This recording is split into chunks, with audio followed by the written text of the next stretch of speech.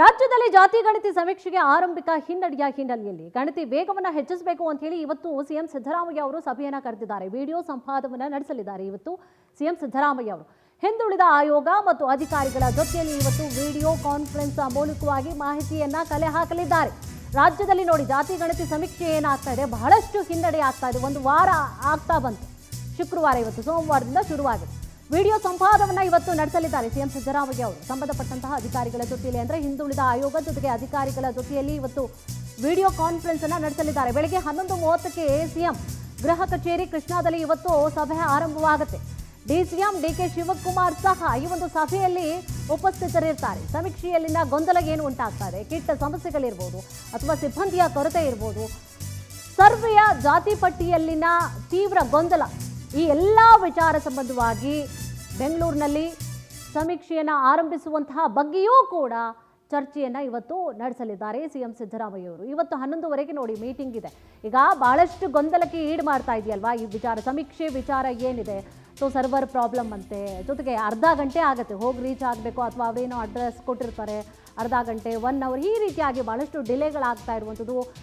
Fill up ಮಾಡಲಿಕ್ಕೆ ಆಗ್ತಾ ಇಲ್ಲ ಅವ್ರು ಕೊಟ್ಟಂತಹ ಮಾಹಿತಿಗಳನ್ನೇ. ಹೀಗೆ ಸಾಕಷ್ಟು ಸಮಸ್ಯೆಗಳು ಗೊಂದಲಗಳು ಕೂಡ ಉಂಟಾಗ್ತಾ ಇರುವಂತಹ ಕಾರಣವಾಗಿ ಜೊತೆಗೆ ಸಿಬ್ಬಂದಿಗಳಿಗೂ ಕೂಡ ಗೊಂದಲವೇ. ಇದೇ ವಿಚಾರಕ್ಕೆ ಸಂಬಂಧಪಟ್ಟ ಹಾಗೆ ಹೆಚ್ಚಿನ ಡೀಟೇಲ್ಸ್ ಅನ್ನು ಕೂಡ ನೀಡ್ತಾ ಹೋಗ್ತಾರೆ ನಮ್ಮ ಪ್ರತಿನಿಧಿ ರೂಪೇಶ್. ಎಸ್ ರೂಪೇಶ್, ಇವತ್ತು ಸಭೆಯನ್ನು ಸಿಎಂ ಸಿದ್ದರಾಮಯ್ಯ ಅವರು ಕರೆದಿರುವಂತಹ ಉದ್ದೇಶಗಳು, ಜೊತೆಗೆ ಇನ್ನಾದರೂ ಕೂಡ ಈಗ ಒಂದು ವಾರ ಆಗ್ತಾ ಬಂತು ಹತ್ತತ್ರ, ಸೋಮವಾರದಿಂದ ಶುಕ್ರವಾರದವರೆಗೆ ಕೂಡ ಸೊ ಏನೆಲ್ಲ ಸಮಸ್ಯೆಗಳು ಉದ್ಭವ ಆಗಿರುವಂಥದ್ದು, ಆ ಸಮಸ್ಯೆಗಳಿಗೆ ಯಾವ ರೀತಿಯಾದಂತಹ ಪರಿಹಾರವನ್ನು ಕಂಡುಕೊಳ್ಬೇಕು ಅಂತ ಹೇಳಿ ಸಿಎಂ ಸಿದ್ದರಾಮಯ್ಯ ಅವರು ನಿರ್ಧಾರ ಮಾಡಿದ್ದಾರೆ. ಏನು ಸಲಹೆ ಸೂಚನೆಗಳನ್ನು ಕೊಡುವಂತಹ ಸಾಧ್ಯತೆ ಇದೆ, ಏನಿದೆ ಅಪ್ಡೇಟ್ಸ್? ಕುಸುಮ, ಸಮೀಕ್ಷೆಯಲ್ಲಿ ಆರಂಭಿಕವಾಗಿ ಗೊಂದಲಗಳು ಬಂದಿದೆ. ಯಾಕಂತ ಹೇಳಿದ್ರೆ ಸಮೀಕ್ಷೆಗಳು ಮಂದಗತಿ ನಡೀತಾ ಇದೆ. ಹೀಗೆ ಬಿಟ್ರೆ 15 ದಿನಗಳಲ್ಲ, ಒಂದು ತಿಂಗಳಾದ್ರೂ ಕೂಡ ಸಮೀಕ್ಷೆ ಮುಕ್ತಾಯ ಆಗೋದಿಲ್ಲ. ಯಾಕಂತ ಹೇಳಿದ್ರೆ ಮೊದಲ ದಿನ 10,000 ಆದ್ರೆ, ಎರಡನೇ ದಿನ 89,000, ಮೂರನೇ ದಿನ 2 ಲಕ್ಷ. ಇದೇ ರೀತಿಯಾಗಿ ಪ್ರತಿದಿನದ ಗುರಿ 20 ಲಕ್ಷ ಆಗಿದ್ರು ಕೂಡ ಗುರಿಯನ್ನು ರೀಚ್ ಆಗಲಿಕ್ಕೆ, ಅಂದ್ರೆ 1% ಗುರಿಯನ್ನು ಕೂಡ ರೀಚ್ ಆಗಲಿಕ್ಕೆ ಸಾಧ್ಯ ಆಗ್ತಾ ಇದೆ. ಹೀಗಾಗಿ ಏನ್ ಮಾಡಬೇಕು ಅಂತೇಳಿ ಸಿಎಂ ಸಿದ್ದರಾಮಯ್ಯನವರೇ ಸ್ವತಃ ಸಭೆಯನ್ನು ಮಾಡ್ತಾರೆ.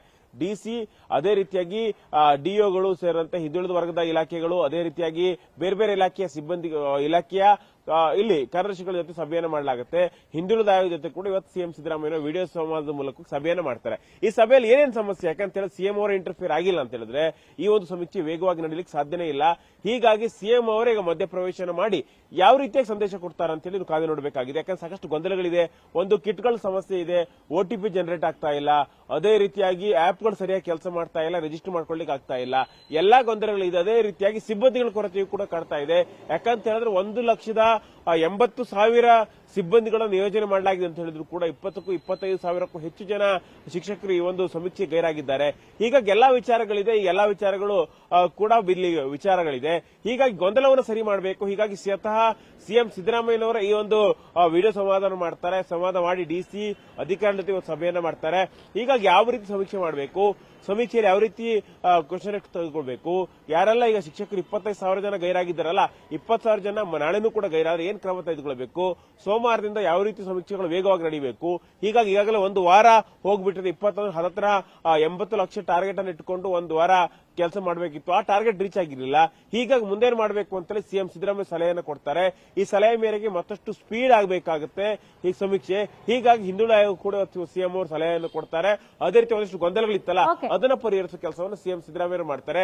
ಯಾವ ರೀತಿ ಮಾಡ್ತಾರೆ ಅನ್ನೋದು ನೀವು ಕಾದು ನೋಡಬೇಕಾಗುತ್ತೆ. Thank you Rupesh.